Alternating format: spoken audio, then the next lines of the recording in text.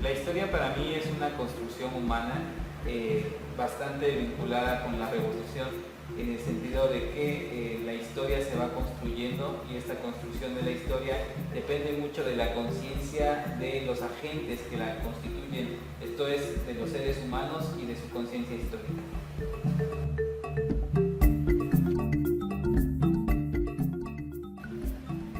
Cuando nosotros nos preguntamos qué somos, al final tenemos que responder, somos historia. Y al decir que somos historia, expresamos que plasmamos en nuestra existencia nuestros sentimientos, nuestras concepciones, la experiencia de la vida que tenemos.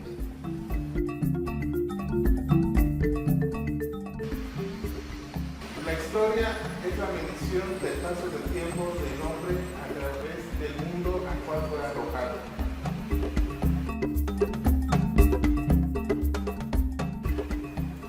La historia es el modo en el que el ser del hombre se extiende en el tiempo, el modo en el que se muestra un ser advenedizo que ha sido, que es y que llegará a ser.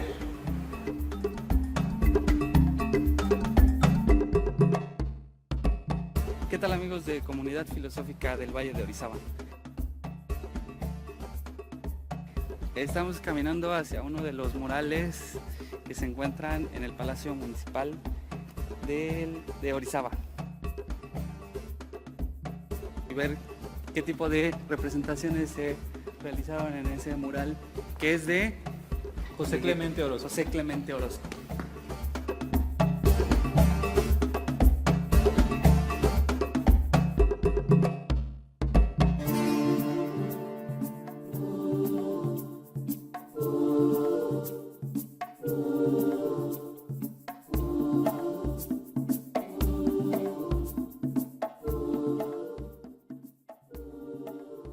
Sí nos dejaron entrar, aunque sea con celular. Dijeron que con cámara profesional no, pero con nuestro celular sí. Ese es lo único que tenemos, de todos modos. Tenemos cámara profesional. Vamos a ver.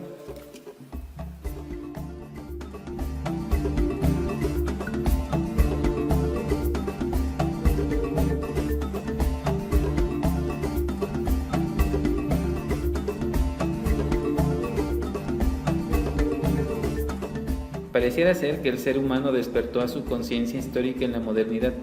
Es verdad que el tema de la historia ya aparece tanto en los griegos como en la época patrística medieval, pero esta historia estaba determinada por un destino fatal en los primeros o por una entidad trascendente para los segundos.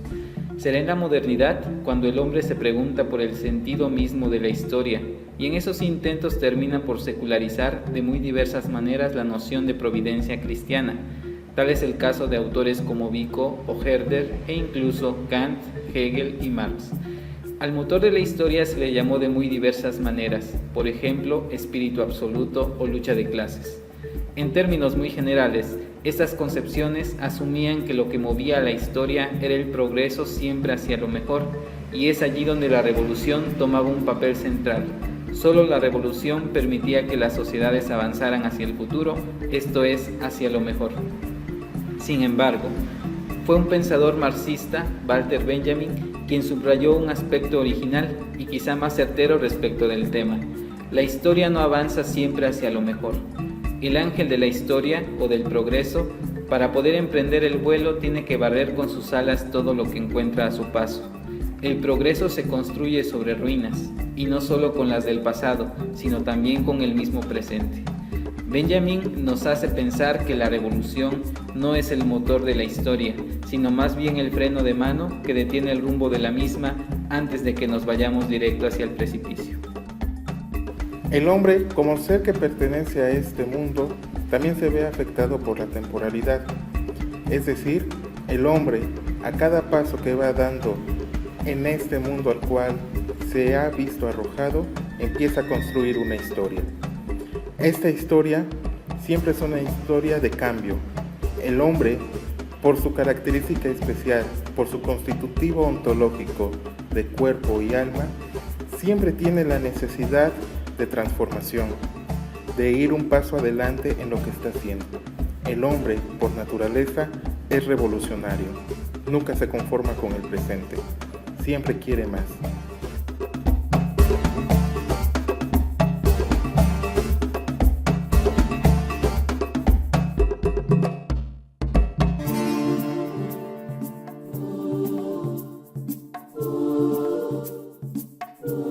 Vamos a ver, aquí hay una información que igual a nosotros nos puede servir. Moral, revolución social, ¿no? Revolución social es incluso el tema que estamos tocando en Comunidad Filosófica del Valle de Orizaba, y está Orizaba, Veracruz, a 1926. Tema que habrá de remontar el insigne pintor Clemente Orozco, con mayor número de variantes y nuevos elementos plásticos, en su regreso a la Escuela Nacional Preparatoria. En este muro, el autor concibe que la rebelión armada debe ir acompañada de la construcción de un nuevo orden. Finalmente, la violencia, la destrucción y la muerte, los revolucionarios con fusiles a la espalda, contienen un germen de fertilidad, dan lugar al hombre nuevo que levanta un muro. En la parte inferior. En la parte inferior del mural pintó dos grupos de mujeres enrebosadas, paisaje humano, que también será una presencia esencial en su iconografía. Lo que significaría la historia, y entendida la historia también como revolución, como cambio, como advenimiento y como lucha, ¿no? Exactamente. Bueno, nada más obviamente llama la atención que no hay ningún héroe patrio o algún personaje representativo, lo cual me parece un acierto, porque a veces se piensa que la historia se hace por héroes o por personajes o por caudillos, cuando la verdadera revolución al parecer es hecha por las personas que constituyen ese movimiento. No solamente el héroe o caudillo, sino también los que están en la lucha directa, como pudiéramos decir las personas de a pie. Sí, así es, que cotidianamente recibimos el sentido de la revolución por medio de los íconos, ¿no? Exactamente. Los íconos, los personajes, y medianamente entendemos que revolución, bueno, es ese movimiento de personas elegidas, mesiánicas, casi que salvan todo el asunto, pero en realidad la revolución la hacen todos, y la hace en especial, de manera particular, el hombre que en su situación concreta desea modificar las cosas, cambiarlas, juntarlas, convertirlas, transmutarlas, como dice Nietzsche. El muralismo mexicano, lo que le da identidad al México postrevolucionario, ese México que vive o que intenta vivir en la superación de la injusticia social, que fue el propósito principal de la revolución.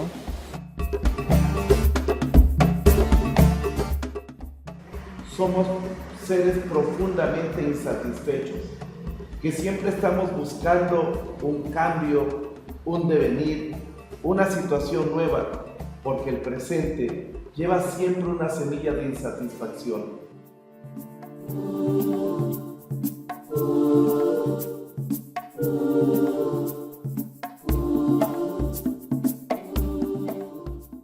Hablar de la historia humana es hablar de la historia de las conversiones del ser del hombre. Un ser advenedizo que se juega su ser en el tiempo, por lo que debe preocuparse desde el nacimiento de su situación entera. Esto significa tomar la responsabilidad de su propio ser y negar hasta donde sea posible la comprensión cotidiana y mediana de lo humano.